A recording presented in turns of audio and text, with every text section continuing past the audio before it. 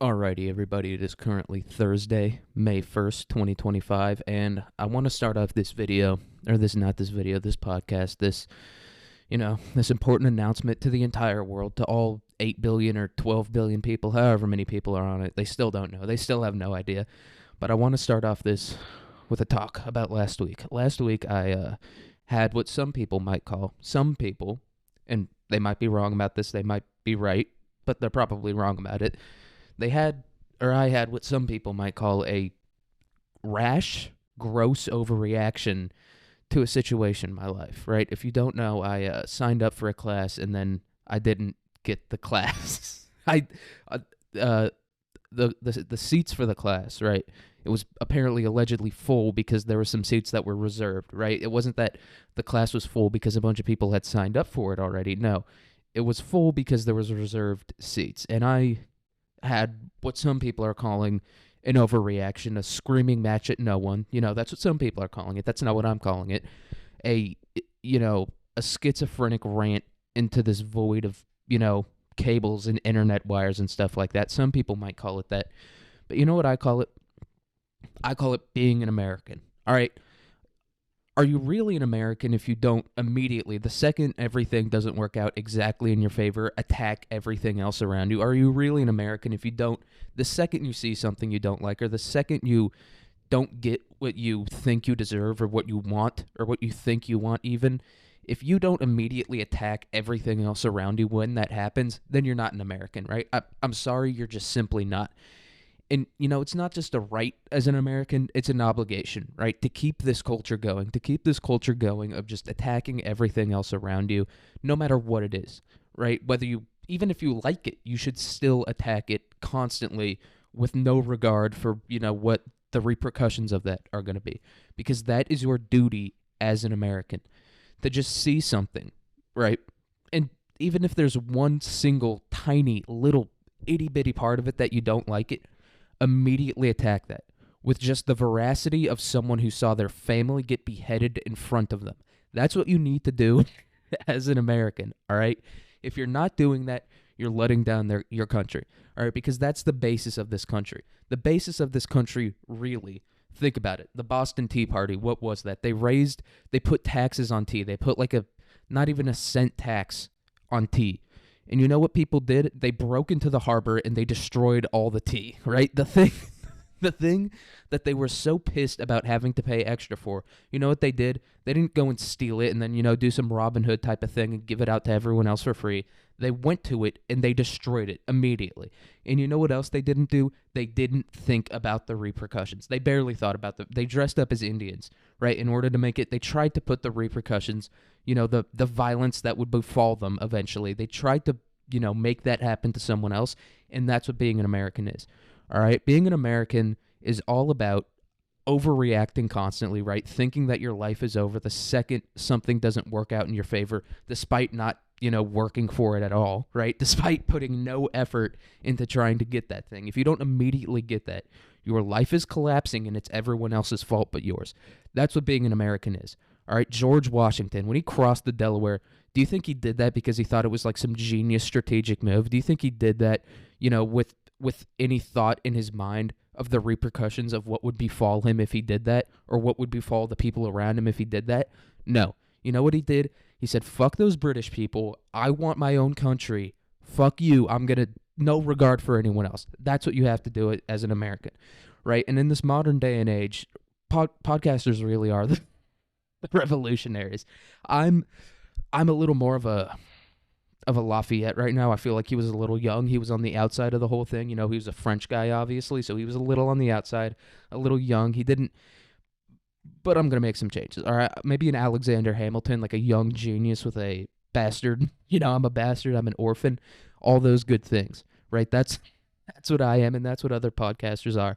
And then obviously you have Joe Rogan, who's, I'd say, more of a Ben Franklin than he is a George Washington. Some people might think he's a George Washington. I think he's more of a Ben Franklin, just a pure genius. Just a pure genius.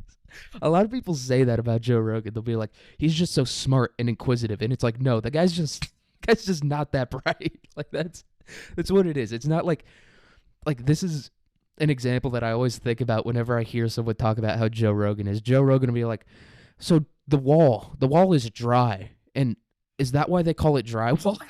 Like there's this room is made out of walls, and the walls, they're not wet, right? Obviously they're not wet, but are they dry? I don't know. Like so what is this that I'm looking? They call it drywall, but I'm feeling it. I'm looking at it. Is it dry? Is it wet? I can't paint is wet, but then it becomes dry afterwards. So that does that make the wall dry, or is the paint separate from the wall? Like that's like people who hear that be like, fucking genius, dude. I never thought about that before. It's kind of like the dumb wannabe conservative guy version of like modern art, right? Like modern art is like the dumb liberal guy version of Joe Rogan, if that makes sense. You know what I'm like a dumb wannabe conservative guy, right? A guy who's not like doesn't have the balls to come out and be like a real conservative, a guy that doesn't have the balls to come out and be like, if you have an abortion, you should be put to death. Like a guy that wants to be able to do that, and a guy that wants to even have that opinion. Maybe he doesn't even have that opinion,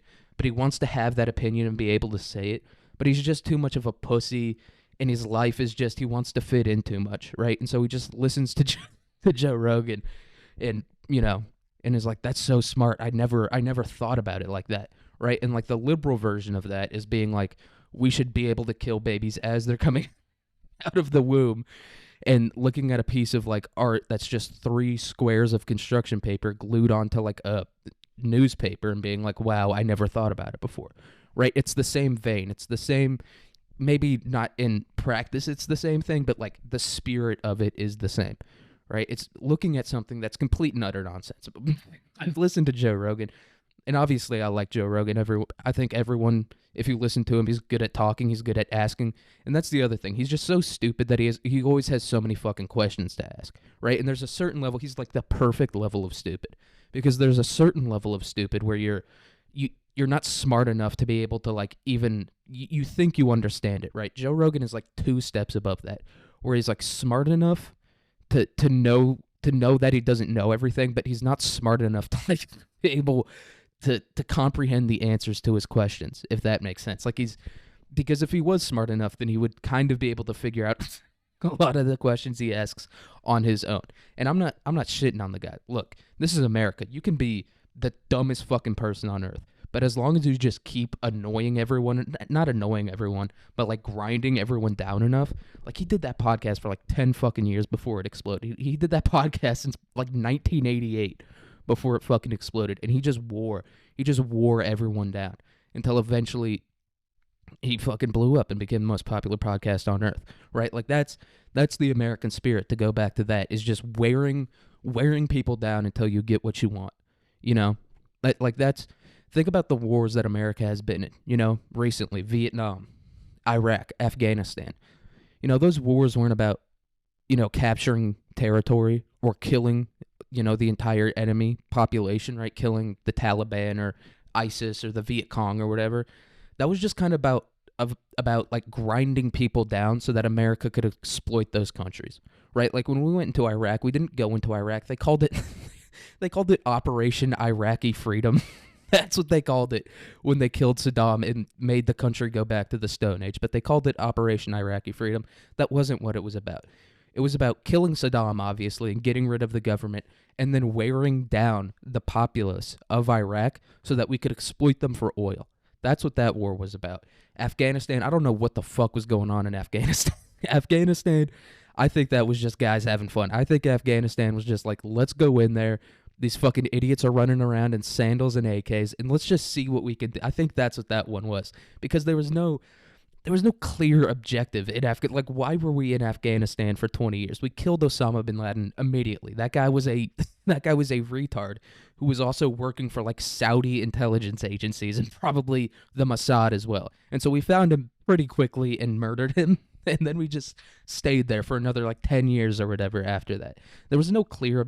A lot of people go to the whole poppy thing in Iraq, but and opium poppies, right? The thing they used to make like Oxycontin, heroin, shit like that. And people will like point to that to be like, that's why we were in Afghanistan, right? I might have said Vietnam, sorry. But that's why we were in Afghanistan, right? Like that's like the base level conspiracy theory behind it. And a lot of these conspiracy theories have like a base level to it, if that makes sense. Like 9/11. A lot of people will like look at 9/11 and be like, it was an insurance scam. Like a lot of people, because the guy who owned the Twin Towers, like a month before 9/11, a month before 9/11, he upgraded the insurance on the towers to, he upgraded the policy on the towers, the insurance policy, to cover terrorist attacks, right? So if terrorists attacked the Twin Towers and like fucked it up, then he would get the money, right? So a lot of people look at it and they go, that was a fucking insurance scam. It wasn't really. It was kind of like, there's a documentary called 9/11 The New Pearl Harbor. I haven't watched it. I've only ever listened to Tim Dillon talk about it, so I haven't watched it. But it makes sense, right? Like the whole purpose of 9/11, it was kind of like an experiment. It was like a, let's just see what this will do. The goal of the experiment, like the hypothesis behind it, was like, we can just get these people so fucking riled up that we can kind of do whatever we want. And that's what they did, right? Like after 9/11 happened, and I don't think it was like some big grand plan where they like did 9/11 and they knew every step afterwards. They kind of knew what they were going to do afterwards, but they didn't really know, right? It wasn't like, oh, we're going to have, George Bush throw out the first pitch at the Yankees game and then we could do the Patriot Act, right? Like, but that's what I think the purpose of it was just to get people in America so riled up that the government could do whatever they wanted, right? They could send people to die because at that point people, especially the boomers coming off Vietnam, they were like, fuck no, we don't want any wars. Then 9/11 happened, right? Some dude living in rural Missouri saw two towers allegedly collapse in New York City and said, we need to go into Iraq. Even by like the main story, like if you believe like the actual narrative that was created around 9/11, right? Then Iraq wasn't involved in it in the slightest, like not at all. And we somehow still use 9/11 as a justification in some ways, right? Obviously there was the whole WMD thing, but without 9/11, we would have never been able to go into Iraq. People would have been like, who gives a fuck if they're making nukes in Iraq? But because we were like, they're Middle Eastern terrorists, people were like, I think Iraq's in the middle. Is it in Europe? Is Iraq part of Yugoslavia? Does Yugoslavia exist anymore? I think it's, and then they were like, it's in the Middle East where the terrorists are, and they were like, fucking invade it, right? Like that's what 9/11 was. It was just getting people as emotional as possible, right? Not even angry or sad or mad or whatever, even happy. It was just about getting people as emotional as possible so that they didn't think rationally ever, right? Because if people were thinking rationally when the Patriot Act happened, they would have used the Second Amendment. They would have used the Second Amendment for what it was intended for. They would have been like, no, you can't do that. That's a clear violation of the Constitution. We're going to kill you now. That's what they would have done if they were thinking rationally, or if they had any hope or any belief in themselves, or really any belief that the American system could work out. Like that's what they would have done. They would have gone around and they would have killed whoever came up with that. Like I was talking about earlier. And that's why the American empire is going to collapse, because people aren't Americans anymore. You know what I mean? Like when I was talking about the Boston Tea Party, just that visceral fucking angry reaction to just be like, yeah, fuck you, I'm going to kill you. Right? Like they kind of had that after 9/11, but they didn't really. Like the vast majority of people didn't. It was like a bunch of 19-year-old retards who were going to join the military anyway, just joined it 2 years before they would have normally, if that makes sense. Like normally the people who joined the military after 9/11 would have like tried to become a welder, like gone to community college for like a couple years and then joined the military because they were just like, fuck it, I can't, I don't have the capacity to take care of myself. I'm going to join the military so they kind of take care of me for me, right? So I don't really have to like think for myself. You know what I mean? 9/11 just sped up that process by about 2 years for like some very, very stupid people. But I mean, that's all it was, right? It was just trying to get people as riled up, as emotional as possible, so that the government could kind of do whatever they wanted. I didn't know that's where this episode was going to go. This episode's about the city of Phoenix, by the way, which I'm going to talk about that a little more. But it's like that's an American city right there. Like like Las Vegas, Phoenix, Los Angeles, to an extent. These are just cities that shouldn't exist, right? By any logical conclusion should be like, all right, let's not build a city there, right? Like if you're trying to figure out where you should build a city, you're like, all right, maybe along like a super like important river, right? Like a nice big river that we can like go up and down with like boats and shit, or like along the coast. That's not right. In Los Angeles, it is along the coast, but it's also in a tinderbox. Like, that's where Los Angeles is located. It's a borderline desert that's surrounded by woods somehow. I don't know how. It's basically the fucking desert, but it's surrounded by woods, and those woods are the driest woods on earth. And no one there is prepared for any kind of natural thing, any natural phenomena. They're not prepared for rain in that city. Like, when it rains in Los Angeles, the city completely shuts down. I don't know.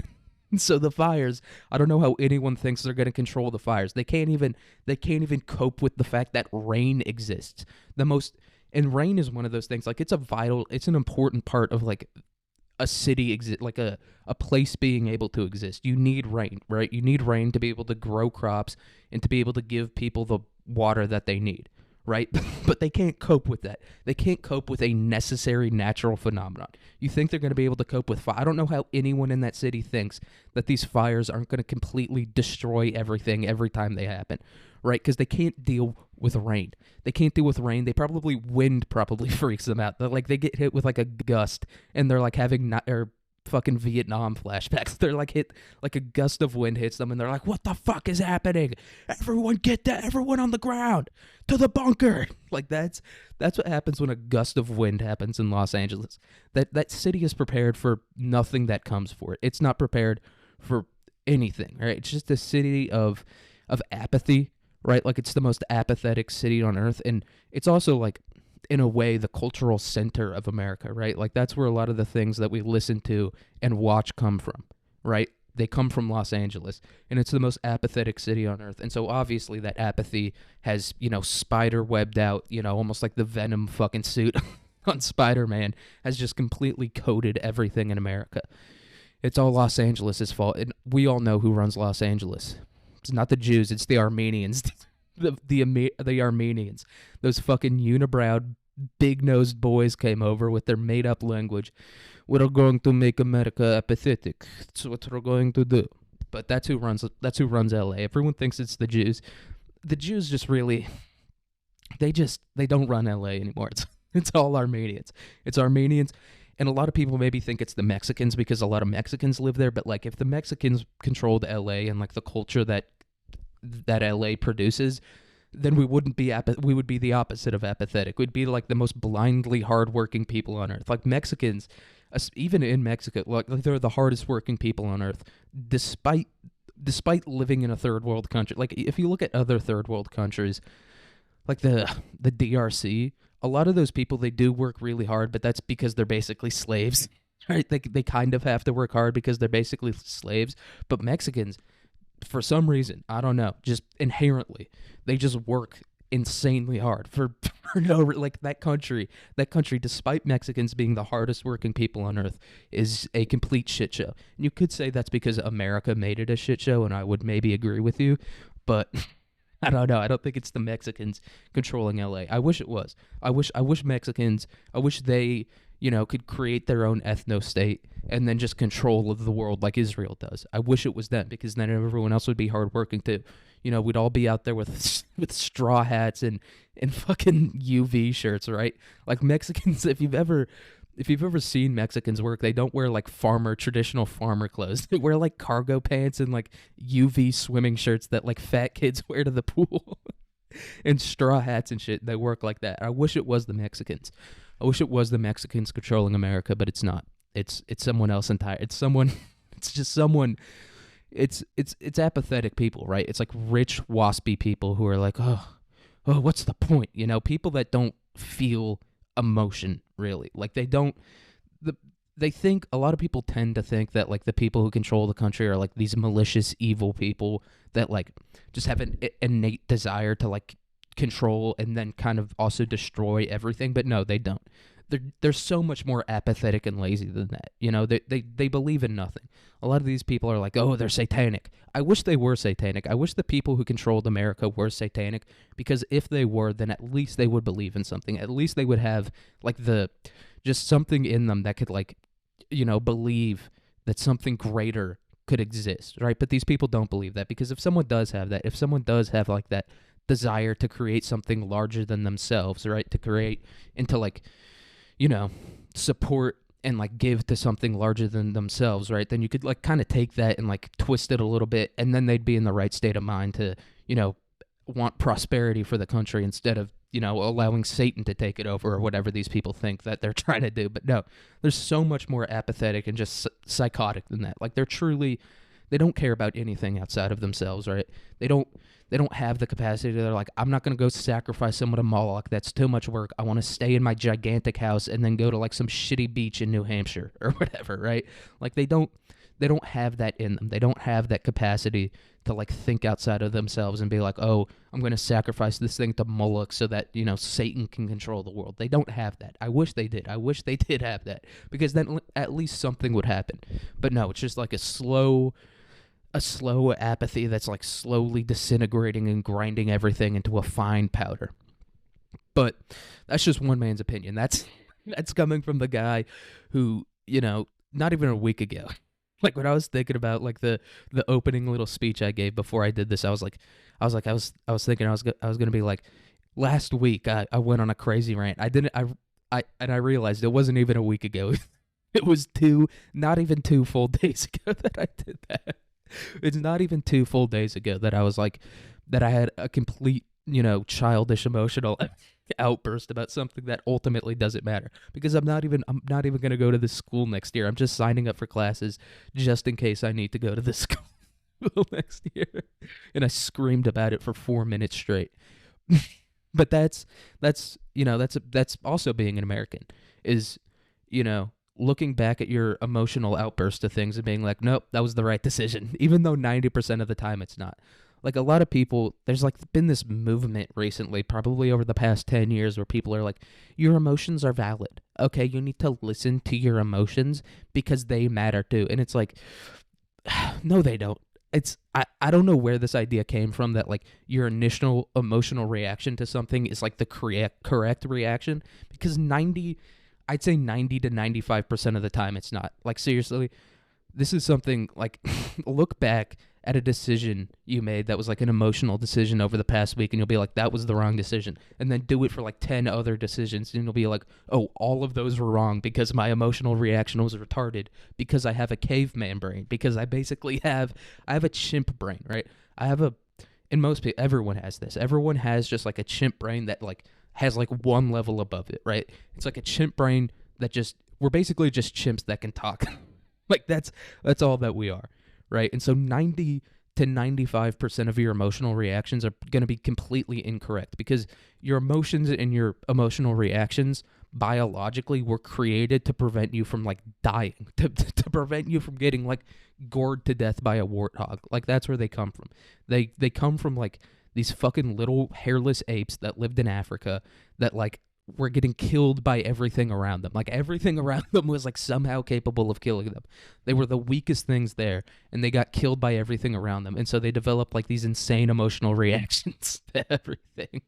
Like, that's where it comes from. It's not like, celestially fucking integrated into your mind to like have the correct emotional reaction to everything that ever happens to you. No, it's your dumb little chimp brain being like, hey, what's going on? There's a fucking warthog, it's trying to kill me. But there's no warthog, right? Like, there's very few people that still live that lifestyle, where it's like a fucking jaguar could kill you or whatever. Like, no one, not a ton of people really live that way anymore. Most people live a life where it's like, I gotta sign up for classes. But because we have like that dumb chimp monkey brain, we look at, not being able to sign up for a class as a warthog running at you full speed, prepared to rip your intestines and your heart out.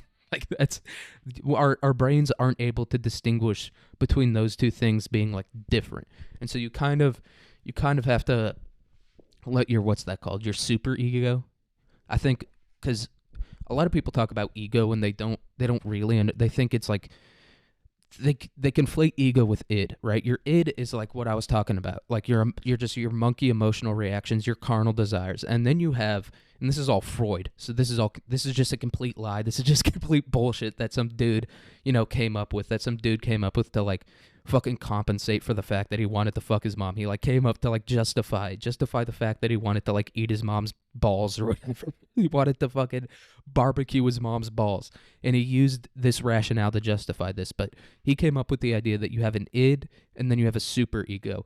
And what a super ego is it's not like some dude with like a super inflated sense of self. It's the part of your brain that like wants to, I guess, like follow rules, right, and like fit in. It's like the non-emotional part of your brain. It's like the part of your brain that's kind of been conditioned by society about what's right and wrong, about what you should do and what you shouldn't do. Like that's what the superego is, right? It's like I guess it's your consciousness in a way, right? It's like the part of your brain that like is like, fuck it, I'm going to ignore this emotional reaction and do something else because it's kind of what society wants me to do, or it's like the right thing to do. And so that's what your superego is.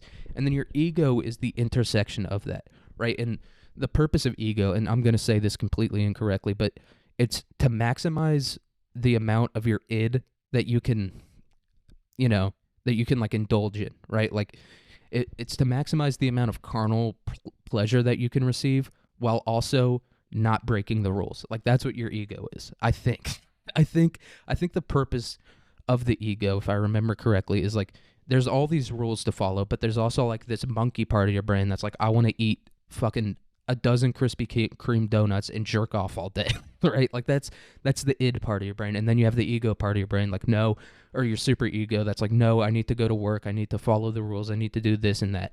And then your ego is like the intersection of that. That's like, all right, how can I maximize, the pleasure output, or how can I maximize the amount of like carnal desire that I indulge in while also breaking as few rules as possible, right? Like that's what your ego is.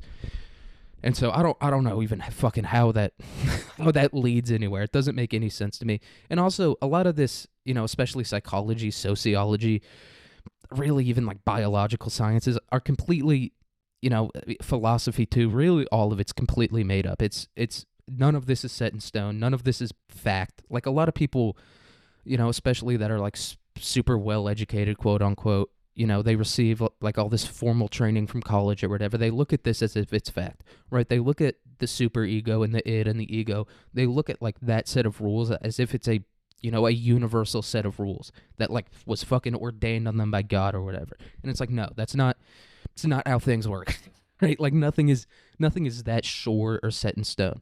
And that's true of like everything, like philosophy. Like I've been seeing a lot about like, what are they called, like logical fallacies in arguments or whatever, right? Like they're like, oh, that's an ad hominem or that's a straw man or whatever. And people seem to think that these are like sure rules that like apply to everything and that are set in stone and that are 100% correct. And it's like, no, that doesn't make any fucking sense, right? Like it's like, it just makes it's like you figured out arguing, you 100% for a fact figured out the way arguing works. Just no, it's not how it works. It's just two chimps screaming at each other. That's all it is. And you're trying to put these rules on it for some reason. I guess that's like the inherent human thing, right? To define everything and put everything into like a set, to create boundaries and borders around everything and be like, this is this and this is that. And it's not how things work. But I guess I am doing that right now, so who the fuck knows, right? And people are going to be like, oh, well, that's a logical fallacy. They're going to fucking, snort their fat fucking noses and push up their glasses and be like, well, that's actually illogical. That's an ad hominem in and of itself, and you don't even realize it, huh? And it's like, well, I just called your thing gay, and I said it's stupid, and it doesn't make any sense, and it's not real. So you don't got me. You can't pin someone down if they don't believe in everything. Like, a lot of people talk about that, stand for nothing, fall for anything or whatever. And it's like, no, I'm not falling for anything. I'm not standing for anything either. If you just exist in that space where nothing matters in a way, like then you can't fall for anything if you don't stand for anything. Right? Like I'm not even standing. I'm not even there, right? I can't fall for anything because I'm not standing. I'm not even in the room where the thing that's going to make me fall is. And and that's another key to life. Last week was all about keys to life and Michael Jackson's llama, and that's another key to life. It's just completely, you can't be susceptible to propaganda if you're not bothered, if you don't care about it, right? Like the propaganda, the whole, we need to go to war with China or whatever doesn't really work on you, right? It works on people that want to go to war with China already. Like that's who the propaganda works on. If you don't want to go to war with China and you also don't care if we go to war with China, then the propaganda means nothing to you because you're indifferent to it. I guess that's what stoicism is, but that's also gay, right? Like people are like, a lot of like these, the daily stoic guys are like the least emotionally stable people on earth. Like, people that are obsessed with stoicism like that are the least emotionally stable people on earth. And a lot of people, think of stoicism as like a consequentialist thing, where it's like, as long as I don't have like a outward emotional reaction to it, then I'm stoic. And it's like, no, that's not how it works. It's kind of, you don't understand it at all. It's all about internally not having that emotional reaction to it, or like thinking your way out of it. It's almost like conditioning yourself, right? It's like conditioning yourself to like having that split-second emotional reaction to something, right? Which is just, it's what's going to happen. It's your monkey brain just doing what it's going to do. But then I guess it's that super ego coming in there and being like, no, we're not doing that today. And that shuts down the emotional reaction. Like, that's what stoicism is. But a lot of people view it as just like, I don't know, always having your jaw clenched and your eyes narrowed and just like observing your fucking surroundings. It's just like some fake alpha male bullshit that these people that are trying to do it they don't understand how it works. They don't understand the way it's supposed to be. But once again, don't really know. We're not getting too deeply into philosophy this episode. All of those people just need to start a podcast that no one listens to, and a lot of them do. A lot of the guys who are like, I'm a stoic badass stock trader. A lot of those guys that are like, I sell Nvidia and Apple, but I'm also a stoic, and I eat fucking creatine every day. Like, a lot of those guys, if they do end up starting the podcast, they're the same. They're the same as me. No one's really that different. We're all a collective consciousness that goes on forever. A lot of people, and that's the other side of it, right? Being like, oh, we're all one singular conscious. There is no difference between you and me. And there is a difference between you and me. You have a gay life philosophy, and I don't. And I don't. That's the difference between you and me. Even if we're part of the same consciousness, I'm part of the cool part of the consciousness that's like, shut the fuck up and stop being gay. And you're part of the consciousness that's trying to be a fucking gay nerd about everything so you can get pussy. Like, that's ultimately what it's all about. Stoicism, guys that try to be like stoic badass stock traders, guys that try to be, stoic badass fucking entrepreneurs or whatever. That's all just to get pussy. And the guys that are like, life is just one big collective consciousness that's a ever swirling tidal pool or whatever the fuck they say. That's also just to get pussy. That's all it's about. And and that's the real reason that like men created all those philosophies, and the only reason why like men believe in those philosophies is because it's all about getting pussy. And so women don't have to worry about getting pussy, even if they're a lesbian, right? Like, this is the other thing about, sexuality and philosophy and I guess fucking psychology or whatever the fuck I'm talking about. I don't even know. But women who think they're lesbians or that they're straight or that they're bisexual or pansexual, you know what I call a woman that thinks she's any of those things? A liar. Right? Like, it's the same thing as like a dude who doesn't understand sports being like, oh yeah, and like cheering at the wrong times. That's what it feels like hearing a woman talk about sexuality, right? It's like a dude watching a game of football and he just doesn't understand the rules and he's just like cheering at completely the wrong things, and he's like, ref, why'd you make that call, man? Well, like, what's wrong with you? Like, that's what it feels like hearing a woman talk about how she's a lesbian. It's like, I know you don't have that in you. I know there's nothing in you. You think you should be a lesbian. That's what it is. You think you are. You think you should be attracted to women, and that's like, I don't know. I don't fucking know how that works at all. But today's episode is about the city of Phoenix, which is just another nonsensical thing in this cruel and unusual world that we live in. God damn it, I'm gay too, dude. We're all fucking gay, dude. Everything's gay. And the city of Phoenix is especially gay. But the city itself has 1.6 million people, and the metro has 4.95 million people. We'll round that up to 5 because that's from the 2020 census. So it has like 5 million people. 7 million people, maybe even less. I think it might be 6 million people live in Arizona. And so the vast majority of people, what would that be? Like 5/6? However many that fucking is. What percent is that? What is that? And that's like, I don't even fucking know. It's like 85% or something like that. 85% of the people that live in Arizona live in the Phoenix metro. And I guess Phoenix, as I was looking this up, it's kind of in like this valley, you know what I mean? Like between like some mountains or some shit. So it's kind of in like the, what did they call it? I think they called it like the Greater Arizona Valley or something like that. But it's still not hospitable. It's still not a like at all. It's within a desert, right? Like the city of Phoenix itself is within a desert, so it's still not hospitable. They're like, oh, this is a beautiful serenic valley in the middle of this desert, and it's like it's still in the desert. Like that's the thing about like an oasis or whatever. Like a lot of those like movies or whatever, like cartoons especially, like they'll pull up on an oasis and be like, oh my god, we're saved, let's go, and it's like you're still in the middle of a desert. You're still in the middle of the place on Earth where like we still really haven't figured out how to make people live there. We're trying. We're trying our hardest for some reason. I don't know why we're trying that fucking hard to get people to live in the middle of the desert. Like I can get why like Saudi Arabia does it, right? Because 90% or like probably 95% of the country is a desert. So obviously you have to figure out a way to get people to live there. I don't know why we're doing that in America though. Like why are we trying to put people in the middle of Las Vegas? Like there's so much space along like the coasts and the rivers and the woodlands and the lakes and shit like that. And we're like, nah. No, we're not fucking water, dude. Who cares? We don't even need that, dude. We don't need water. All we need is Pokemon cards and gold or whatever the fuck people in America are trying to get. All we need is giant TVs. All we need is giant TVs in sports stadiums, dude. What the fuck are you talking about? Water. Oh, soil that food can be grown on? Are you gay or do you like dick, dude? Just come out and say you like sucking on cock if you want us to live near water or soil that food can be grown in. Like, what the fuck are you even talking about here? That makes zero... You know? That's what America's doing. We're like, what's the least hospitable place on Earth, right? Like, where are humans... Where's life not meant to exist on? Let's do it there, you know?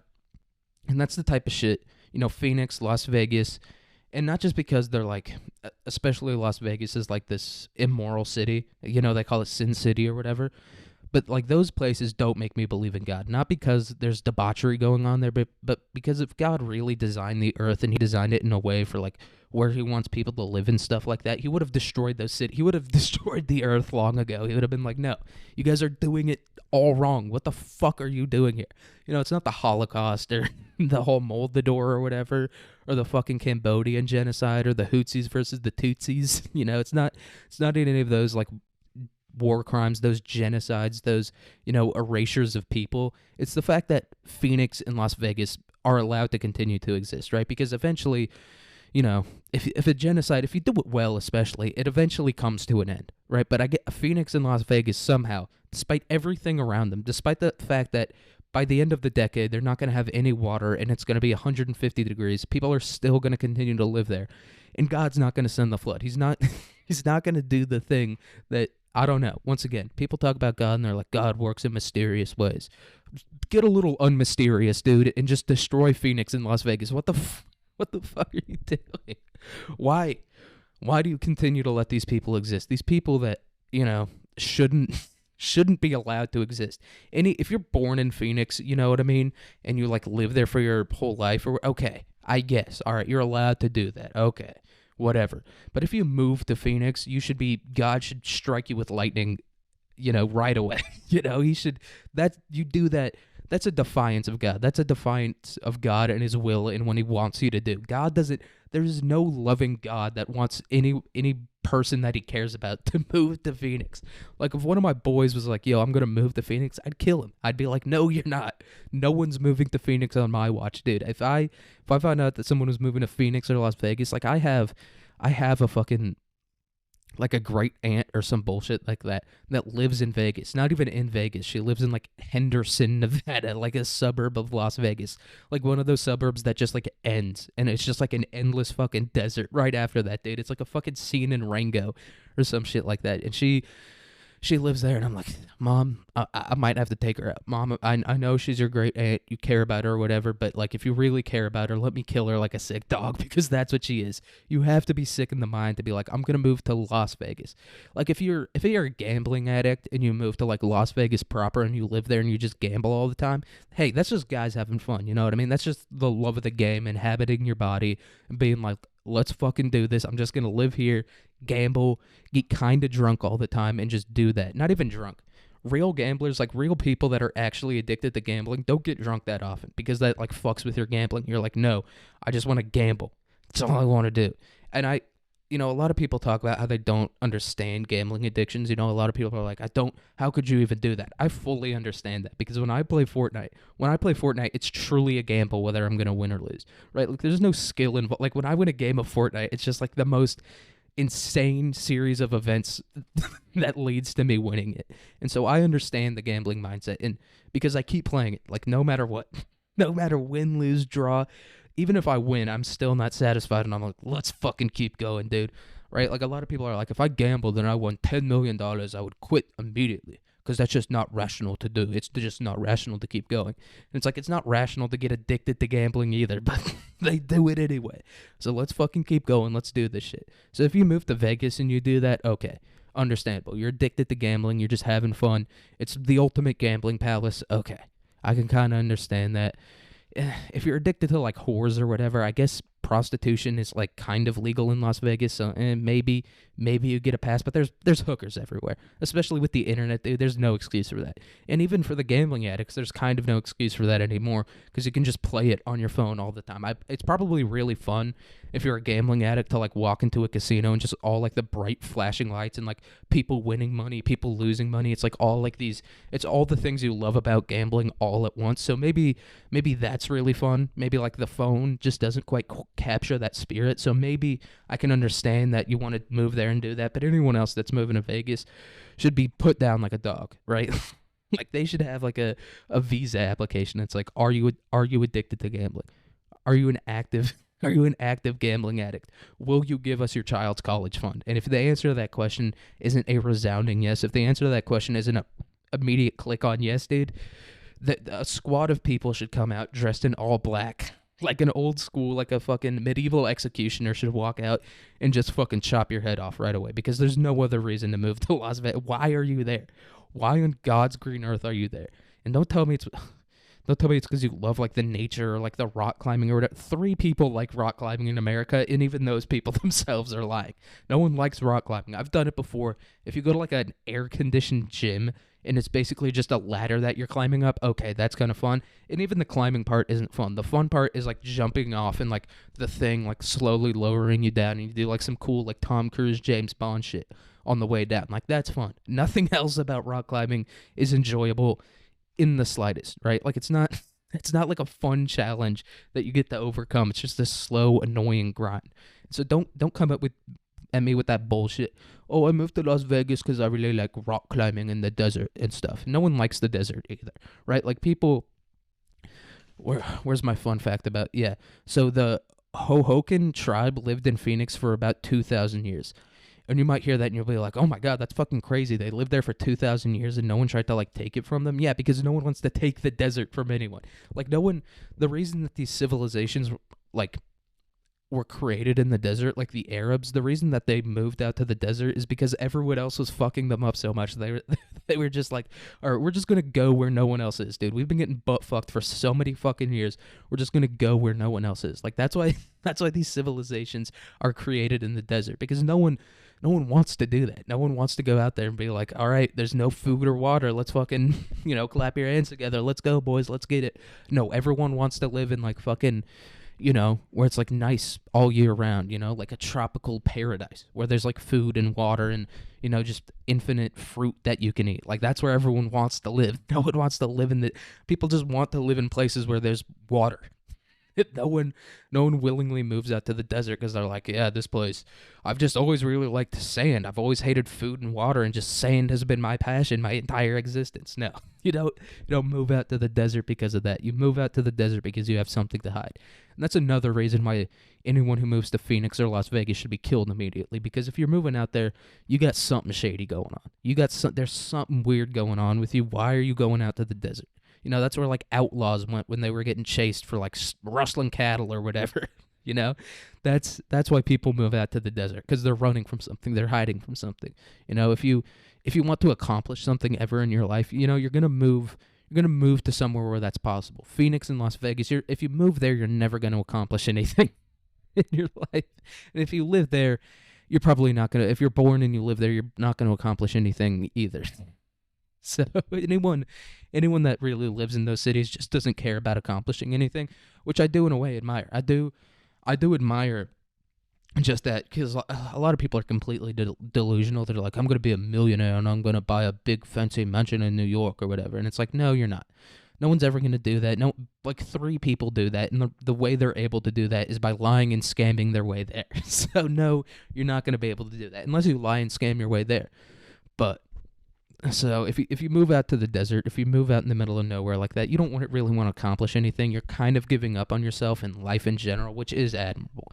It's suicide isn't really that admirable. It's like you're just gonna completely quit on everything. Like there's so much you can just smoke weed and like jerk off for the rest of your life, but no, you're gonna quit on it. But if you move out to the desert and just completely just like let the sun burn you to death, okay, like that's that's a step up above suicide. You should be allowed to live. Like you shouldn't be allowed to go in and out of. You should only be able to go into Las Vegas and Phoenix in those cities, right? Like you shouldn't be allowed to leave, is what I'm saying. We should build a big giant wall around those cities and be like, look, you can go in and you can let the sun burn you to death, but you're not allowed out because anyone that makes that decision should not be allowed to live in a normal society. So, that's just my opinion about desert cities as a whole. And I would say most cities, like most cities are pretty inhospitable places to live. Like in America, we're pretty lucky. We have like New York City, which even as shitty as people, say it is, it's like it's not that bad. But most other major cities around the world are complete shit. They they fucking suck. Like outside of like America and like some cities in Western Europe, every city on earth is awful, right? Like Shanghai, you look at like these big, beautiful skyscrapers with like mirror glass on them and stuff, and you're like, holy fucking shit, that's beautiful. They built that. That's amazing. That's great. But 90% of the city is just like hotel rooms that fucking suck ass, right? Like 90% of the city is like, it's just so underdeveloped, right? It's just the water doesn't work right. I don't think you can drink the tap water in China. Like most cities are fucking awful to live in. Same with like India, Jakarta, like all these fucking places are not great to live. So most cities suck outside of America. America does have good cities because we just keep borrowing money from everyone. I don't know how no one else has figured out this tactic yet. America's the only country that figured this one out because it's just like, yeah, we're not going to pay you back, right? And that works for pretty much everything in life, right? You can just borrow as much money as you want, be like, no, I'm not going to pay you. Like, what are you going to do to me? Come do something to me. Make me pay you back. And most people are going to be like, no, I'm not going to do that. And I guess that's why we made our military so big. Like everyone, it wasn't so we had like global dominance or whatever, so we could go into like give democracy to fucking Cambodia or whatever. No. We made the military so big so we could borrow as much money as we want, and when people were like, pay it back, we could be like, no, fuck you. No, I don't think I'm going to do that today. I don't. Yeah, nah. Like, that's why we made the military so big. That's why we, like, fucking revolutionized basically every type of technology on Earth. So we could be like, nah, I'm not going to pay you. No, fuck you. Suck my dick. I'm not going to give you any money. Like, that's why we did that. We didn't do it so we could fucking deliver freedom or, like, conquer the Earth. We were just like, nah, I'm not going to pay you your fucking money back. Suck my dick, dude. I don't care. Like, that's what America is. America's that guy that, you give like $5,000 to because he's like, dude, I need to buy a car so I can get to work. And then he's like, no, fuck off. Fuck off. If you do that to like a person, that's kind of fucked up. But if you do it to a bank, you know what I mean? Fuck them. Fuck off, dude. No, I'm not going to pay you back. The government's just going to give you the money anyway. Right? Like, that's the thing. Like, people are like, I have like a moral obligation to pay the bank back so they don't fire anyone. And it's like, I don't know if you're a history buff, but America just gives the banks his money whenever they run out of money. They're like, yeah, no, you could just have the money. So you can kind of tell the bank to fuck off, and there's really no repercussions. Just declare bankruptcy. People are, no, that ruins your credit. Oh, you're gonna buy a house? No one, you could, even if you fucking work your whole life and pay off all your debts, you're not gonna be able to buy a house either. So just borrow as much money as you can, literally every cent you can, liquidate it, turn it into liquid cash, maybe buy some gold too, bury that somewhere, and then when the IRS tries to investigate you, you can be like, nah, I just fucking spent all the money, dude. Fuck off. I just spent it all on hookers and cocaine, dude. Fuck off. I'm not gonna give you the money back. No. So that's a little life tip for you. That's an American life tip. If there's one thing America taught me, it's to just borrow as much money as possible and never give any of it back. Because a lot of people Oh, I need my credit score good so I can buy a car. Oh, that 2025 Impala's worth it. You're gonna with interest too. You're gonna pay back $40,000 for 2 semesters of college that you owe the bank because you want to buy a 2025 Impala. Dude, fuck. I'll drive shit boxes for. I'll buy shit boxes with gold for the rest of my life with the money that I borrowed from you and never gave back. I'll get $1 million business loan from you, buy a bunch of like gold and jewels with it and never give any of it back to her. Pretend I gambled it all the way and just keep the money. So I think that's like that's one of the most important tips I'm going to give today. Just borrow as much money as possible and never pay any of it back. But don't do student loans because I guess student loans they never like get rid of those. So do it with like a car loan or something like I don't really know which one you're going to do. You can kind of choose really anything other than student loans. Just do it with that. Right? Like be like, I need this money to like buy a house or whatever. And then be like I don't know, something fucked up with the house. I don't know, deal didn't go through. Fuck you, I'm not giving you the money back. That's an important life tip. A life tip that everyone, if you want to be a real American, if you want to really inhabit the American spirit and spread the American spirit around the country, do that and then like become an influencer on TikTok and tell everyone how you did it. If you want to be a true American patriot. And if you want to be a true American patriot, don't move to Phoenix because it was originally founded as an agricultural community. And it is near the Gila and the Salt Rivers and has complex canal systems, but I still feel like Phoenix is one of those cities like Los Angeles or whatever where they like truck in their water or they like buy water from other states because there's no way. I'm going to look at the Gila River right now. And I swear to God, if that thing doesn't look like the fucking Mississippi, I'm gonna kill someone with my yeah. Holy shit. No, you can't build a city of fucking 5 million people around that. There's no way, dude. The river is like half a foot deep. I can see like the bottom. I can see the sand that the river is going over. Jesus Christ. No, you can't. I don't think this river is capable of supporting fucking 5 million people. I'm going to look at the Salt River too. The same thing. Same story here. It's very shallow. It's very short. Yeah, these aren't rivers that you can use to feed like 8 million cattle to feed the people that live in your city. I'm going to look up its max depth. What's the max depth of the Salt River? Yeah, no. They don't even have the depth on here because it's probably 2 feet deep. It's the shittiest river I've ever seen on Earth. It looks like someone spilled a bucket of water and it just like slowly dribbled over the desert. Like that's what these fucking rivers look like. But they do have like these complex canal systems that are probably filled by water from like rivers in Colorado or fucking, you know what I mean? Or maybe like Mexico or California or something like that. But it is located in the northeast of the Sonoran Desert. And the Sonoran Desert, it's not one of the crazy ones. It's not like super dry or super hot or anything like that.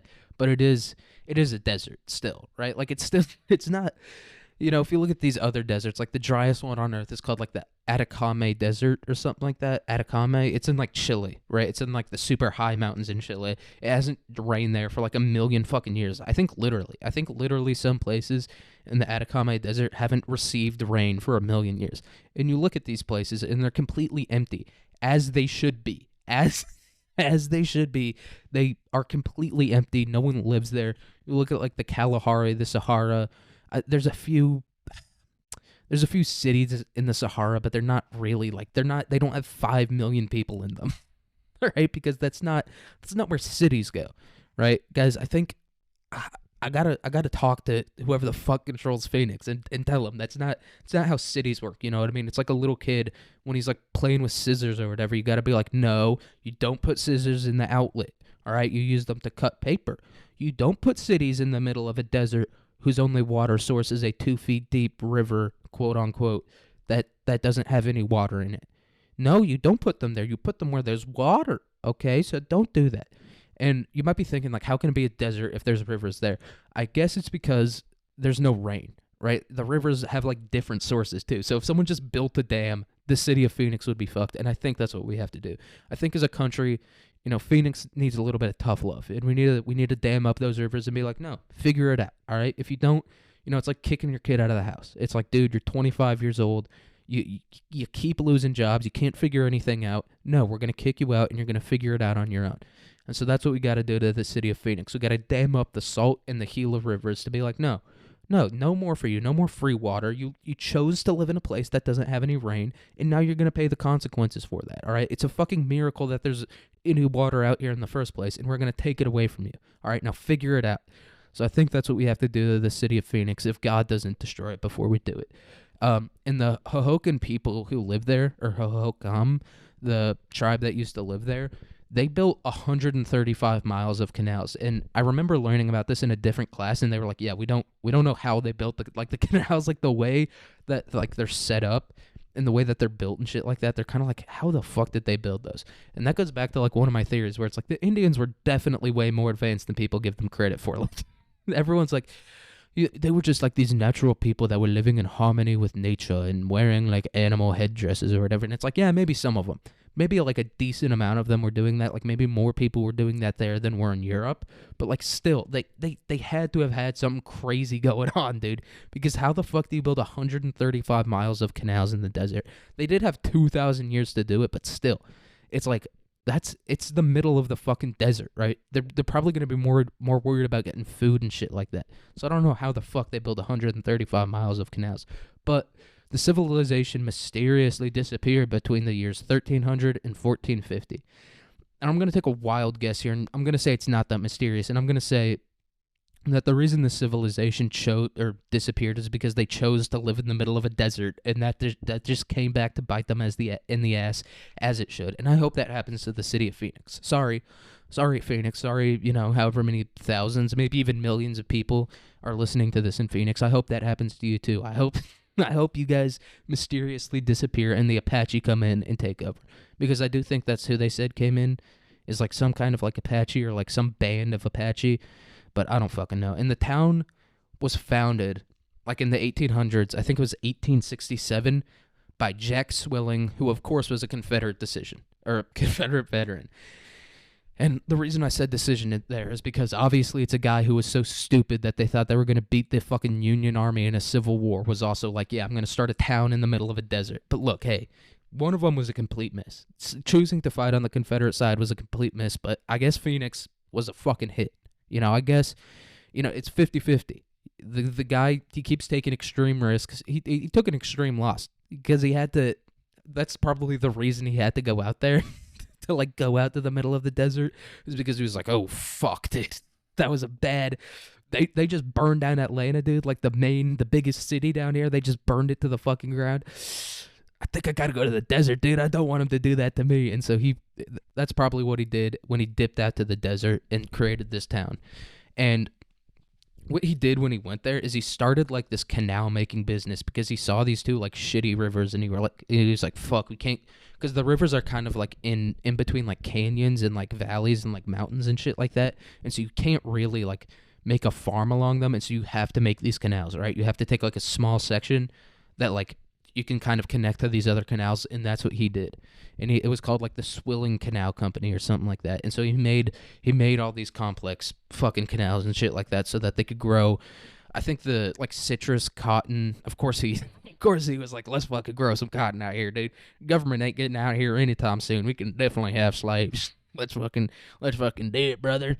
And so that's probably why he chose to do cotton, because he probably still had a couple. This was like right after the end of the Civil War. The government wasn't really cracking down on it. Abe Lincoln got assassinated, and fucking Andrew Johnson was the president, and I think he wanted to bring back slavery. So this guy's probably like, dude, we can fucking grow cotton out here. No one's gonna do a goddamn thing. And it was like citrus, cotton, copper was another. It was like the 5 C's. Cattle was another one of them. I forget the last C.